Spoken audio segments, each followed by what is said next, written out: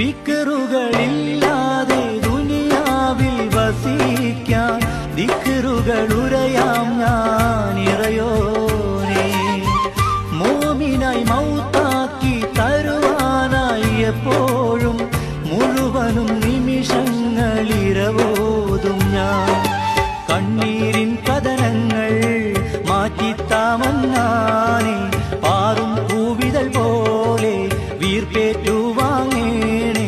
നിയമത്ത് ചൊരിഞ്ഞതാ ജീവിത വീതിയിലെല്ലാം എല്ലാം കൽബലമറിയും നാഥ നാഥ നീക്കിരി ശോകം സുബ്ഹാനല്ലാഹ്. 5